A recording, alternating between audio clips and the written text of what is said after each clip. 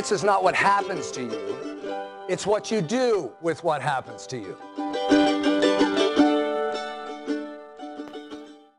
So, you know, I was thinking the other day about, I'm doing this book, and it's about, you know, I'm interviewing 100 people in the world that are really, really smart about addiction, and I'm covering all addictive illness and process addictions, chemical dependency, and also use disorders. And one of them is obviously sex, and this is probably the most difficult one in terms of stigma and in terms of getting people to understand it as an illness.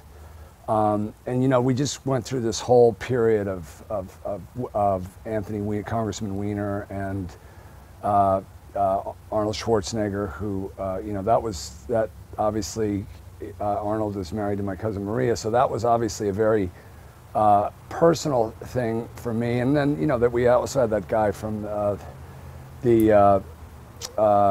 from Paris, and I, you know, those were three very different manifestations of the same illness.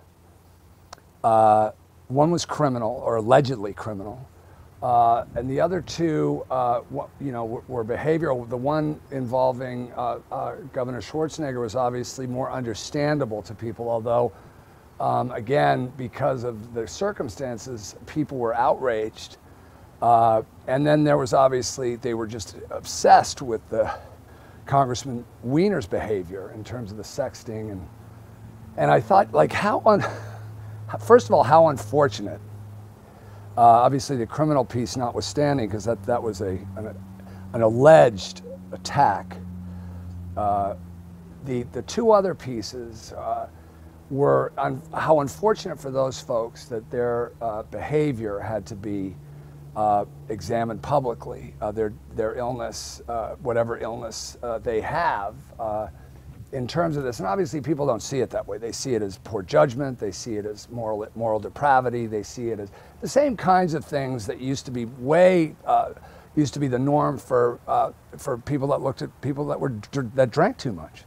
And certainly drug addicts, that there were, and they still do, many people to a large extent, although I just saw the other day a very interesting survey that the Partnership for Drug-Free America did with Hazelton about Americans' attitudes about addiction. And actually, many Americans have very compassionate attitudes towards folks who are struggling with alcoholism and drug addiction. Their attitudes about these other things are not quite as forgiving. And I think, you know, obviously the DSM doesn't recognize sex addiction yet. I'm led to believe that has more to do with the amount of money that's available for the studies that would get it into DSM rather than the actual legitimacy of the illness. Gambling, of course, has huge amounts of money associated with it, and they are in the DSM. And so people, you know, can point to that and go, this is a disease that's in the DSM, and that matters a lot. And what really matters is our attitudes towards these things, and to see people. I mean, you can't imagine Congressman Weiner, a guy who to do that and to destroy his life because of that behavior, what he must have been compulsed to do in order to do that, or my cousin-in-law, Governor Schwarzenegger. I mean, in terms of, you know, this is not behavior that people feel good about when they're doing it, when it's revealed, obviously, and it's something that I think as a society we have to get some compassion about, and some understanding about, and less condemnation and less voyeurism would be very helpful, probably, for all of us.